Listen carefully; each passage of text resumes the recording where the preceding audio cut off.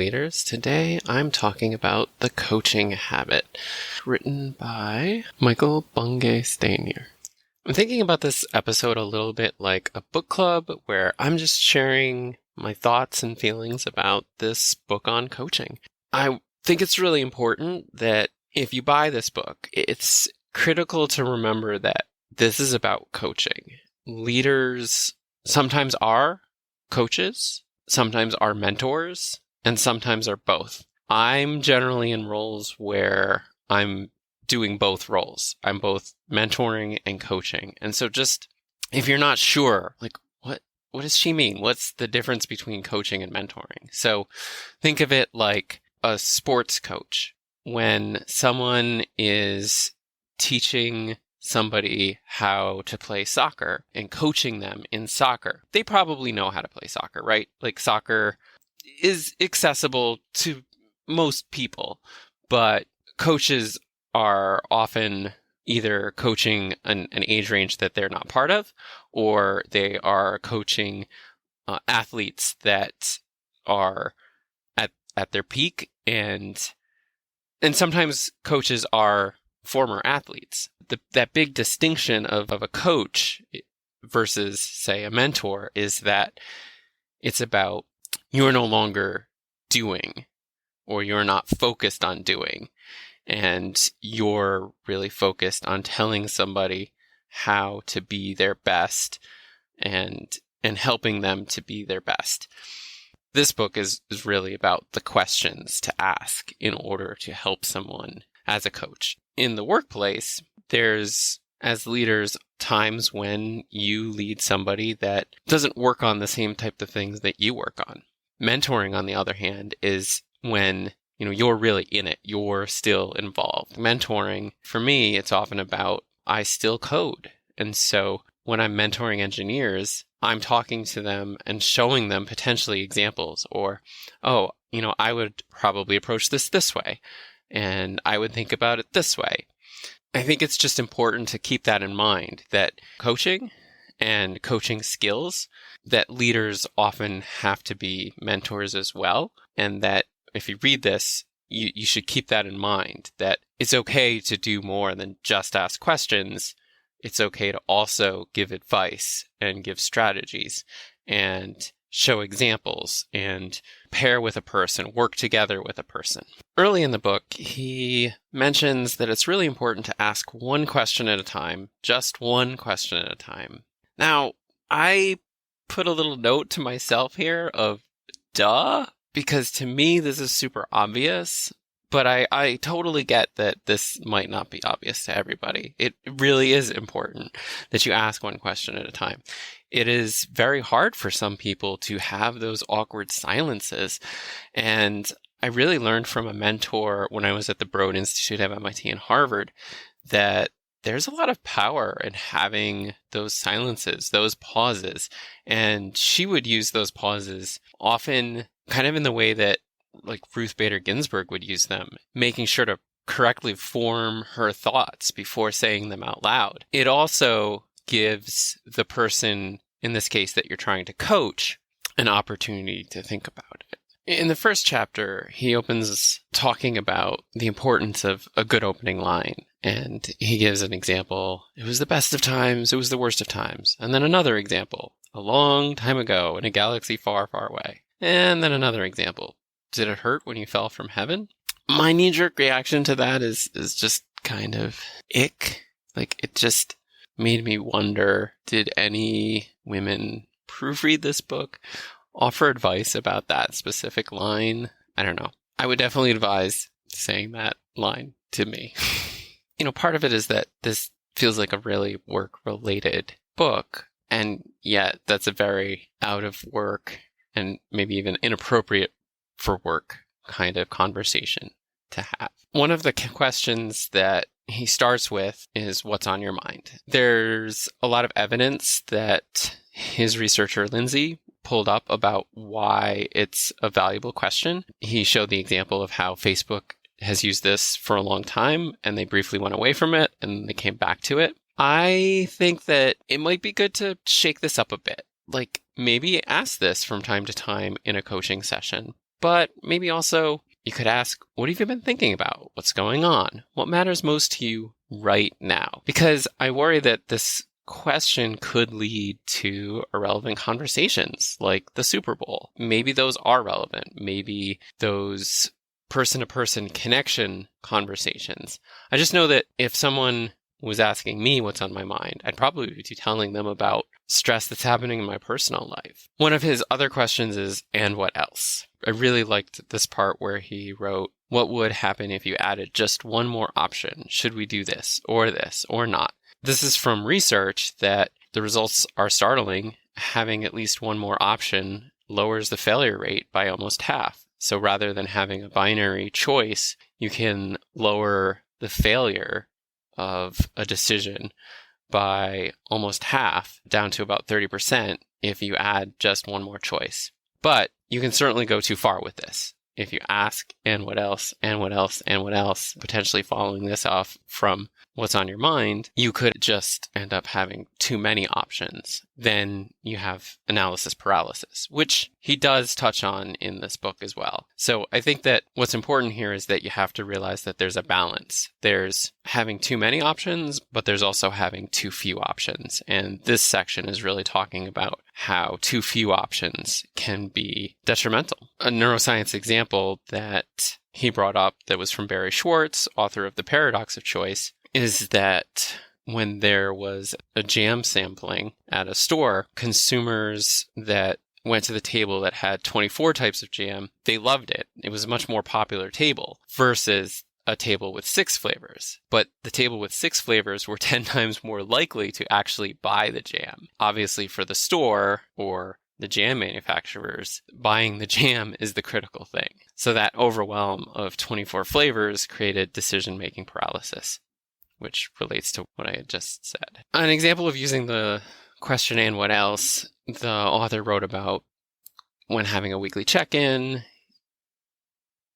maybe asking what's important right now, that then you can, quote unquote, keep the pressure on by asking, and what else? My note here is that maybe keeping the pressure on isn't always a good idea. Yes, from time to time, ask uncomfortable questions. That is critical for growth. Me being asked uncomfortable questions helps me grow. Me asking my team, the people I mentor, the people I coach uncomfortable questions does help them. You want to avoid making someone consistently uncomfortable. They're not going to want to be in that place. They are not going to thrive in that place. They are going to be really stressed. It's going to ruin your psychological safety. I think that he's right in that this is valuable, but I think that you need to use it very carefully. He brought up a model that I hadn't heard of before called the 3P model. Concept is challenges or issues usually resolve around a project, a person, or a pattern of behavior. It almost feels like how story writing has, the person versus the environment story archetypes. So this framework has come up with archetypes for challenges that people face. One bit of research that this book brought up that was uncovered by their researcher, Lindsay, is that there was a study where if students were given a chance to retake a test, specifically a true or false test, that they performed better if they got a second pass, if they had written down their original answers and they were able to look at the original answers, and the group performed better than a group of students who did not have a copy of their answers. Again, talking about focus, my concern about that original question and how just asking, what's on your mind could bring up things that are not necessarily relevant to work. Again, it can be important at times to be talking about things that are going on outside of work, but there's also time that you need to focus on work and you need to help somebody improve what they're working on and get over the hurdles that they're facing. One of the questions that he talks about later is, what's the real challenge here for you? I think that this is really kind of, again, a focusing. Earlier, there was that and what else, where it was like maybe defocusing and it was getting a bigger picture and getting more options. Whereas here, it's like, let's narrow this down. Like maybe a monologue was produced in some of the earlier questions that happened in a session, this is a way to try to whittle that monologue down to something that is manageable. Another question he talks about is what was most useful here for you? And I think that even for myself, just asking myself this is really useful. It's been my experience that I learn better when I teach. Learning, doing, reading, observing, those have different levels of success for me in terms of learning and retaining information, but that what was most useful here for you?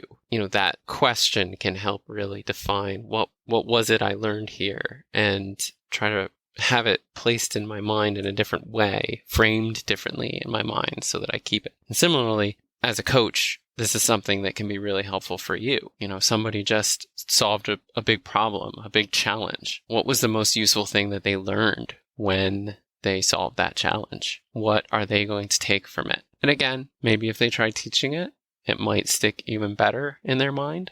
And in fact, having this as a conversation, they are teaching you, the coach, what was most useful. There was another study that Lindsay had turned up that was interesting. It was from 1997, and it was about when given math problems, people were more likely to be able to solve the math problem if it included the word you. So researchers found that when the word you was present, the questions needed to be repeated fewer times and the problems were solved in a shorter amount of time, adding that for you.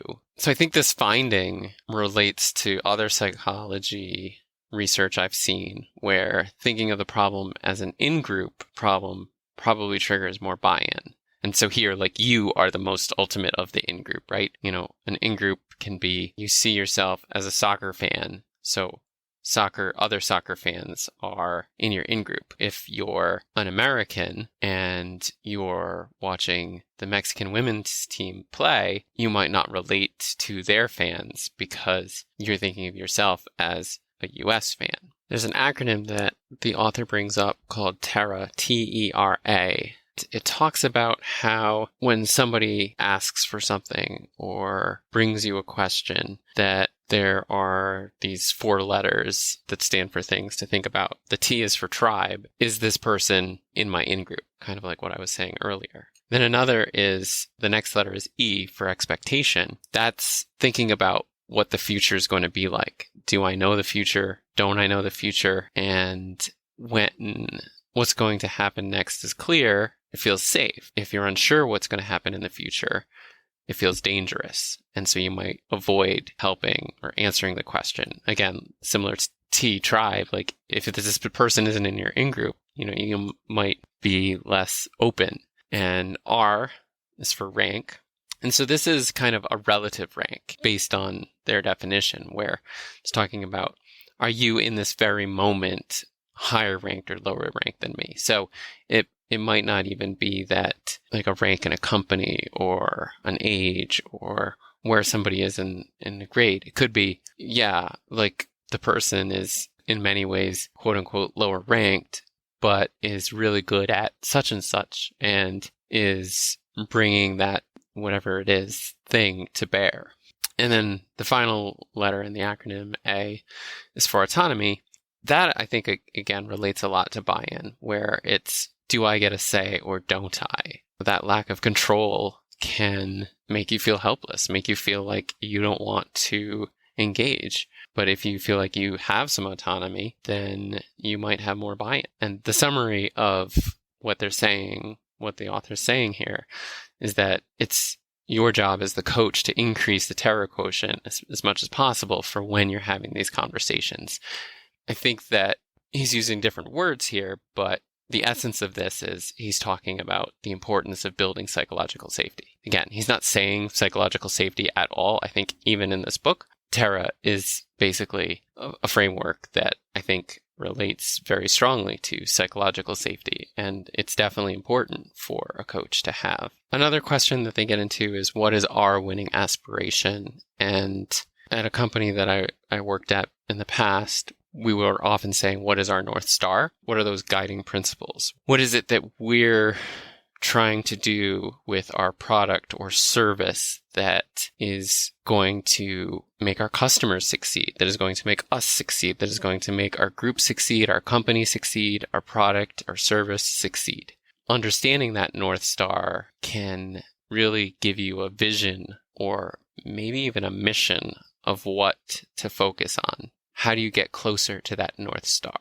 He talks about the importance of making sure that the person you're coaching knows that you listened and heard what they said. You're asking for their time and attention. That active listening is really critical. Again, this book is a lot about coaching. It's a lot about asking questions and only asking one question at a time and giving them the opportunity to answer and not spending that time thinking about the next thing you're going to say, because you might need to respond. You might need that information in order to continue the conversation. Also as a human, person you're coaching really wants to be heard. They want to know that you've listened to them, you understand them. Maybe you'll act on what you've heard, and maybe you won't, but at least you've heard. And that is really powerful. Like, it is very powerful for a customer who's had a bad experience to be heard, even if the person hearing can't make a change, can't fix the problem that the customer had. He goes back kind of on that learning question and talks about how the act of creating and sharing your connections to new and presented ideas are critical. Like, I agree with that. To some extent, the reason I'm recording this specific episode is because not only did I take notes on the book, but if I make this recording, which has a potential of teaching people, maybe nobody's listening to this podcast, which is totally fine. In my attempt to teach, I know that I learn things better when I teach, and thus I expect that these lessons will stick with me better. There's a quote in here that says, reflection is a form of practice. And I made a note because in software development, we have a thing called a retrospective, where we look back on a given set of work or a given time frame of work and try to think about what went well, what didn't go well, what should we change, what should we start doing, what should we stop doing. That formalized meeting that we use in software development is a form of reflection. The author talks about how he uses an app called I Done This to write down things that he did. And I think especially when you're new to a role, that can be super useful. I remember my first job out of college, I had a notebook where I would write what I was working on. And partly it was just so that I felt like I was actually doing something and contributing to the company and hopefully earning my paycheck. It was for me to help hype me up and show me that I was providing value to the company, to the customer. So he has this quote that rather than just writing out what I did, he writes down a sentence or two about what he learned and what he's most proud of. My note for this is, I was talking about retrospectives earlier and engineering, and this actually might be a really good practice for engineering managers, leaders in engineering organizations, such as myself, because sometimes our learnings aren't shared in retrospectives. Sometimes there are things that we learn on the job that we can't share and we can't talk about because they could involve privileged information. They could involve things relating to an employee. That one point that the author made that I think was based on research is that questions work just as well when they're typed as they do when they're spoken. And I think this is important for a lot of people to think about. Different people communicate differently. I remember when I first got out of college, we almost never used email. Then over time, like over the next 5 to 10 years, email became really an important part of the kind of work that I was doing. Now it feels like we've come back around where most of the written communication is happening in more like long-term document stores, things like Google Docs or wikis. And then also communication is often happening in messaging systems, whether they're Discord or Slack or actual texts. And I think that to some extent that's a thing that's changed with generations. We've just evolved and had to adapt. For people that are better at typing questions, it's important to realize that those questions are going to work as well as spoken. If you're an introvert and you don't feel comfortable talking, then it's okay to type it out. And that also might help you get your message across. On the flip side, if you don't like typing, if you don't like writing, if you feel more eloquent speaking, you have that opportunity as well. A little later on, there's this quote about, I've scanned your email in a sentence or two. What do you want? And so, he's giving this advice of maybe you just got a really long email and you don't want to read the whole thing because you're just overwhelmed or you've got a lot going on. Maybe you have like 200 employees. Like, I don't know. You scan it and then it's like, okay, well, the TLDR, the too long don't reply version of this. And then another quote he said to potentially use is, before I jump into a longer reply, let me ask you, what's the real challenge here for you?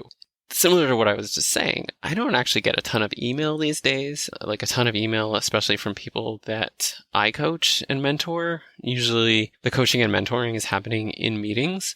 I do occasionally, whether it's email or Slack or Discord, where I do get a lot more messages. I worry that these questions are going to make the asker, the questioner, the person being coached, feel unheard. I definitely would caution you about when you use this and why you use this, because this could hurt the psychological safety that you have hopefully built with the person that you're saying this to. That is my notes on the coaching habit. I hope you enjoyed this podcast, and you should definitely check out the book. I bought it through Barnes & Noble, which seems to be the only place that you can get an ebook version, and I really prefer reading ebooks over print books. I usually buy my books on Kobo, but this one was available on Barnes & Noble. You can also definitely buy it on print. Until next time, take care. Thanks for listening to the Practical Leadership Cast. Please subscribe, rate, and share the podcast. Become part of the conversation by joining our Discord server. The opening music is Like a Prism by Maya Gisama. The closing song is Something About You by Marilyn Ford. Until next time, goodbye. There's something about you, and I can't let go.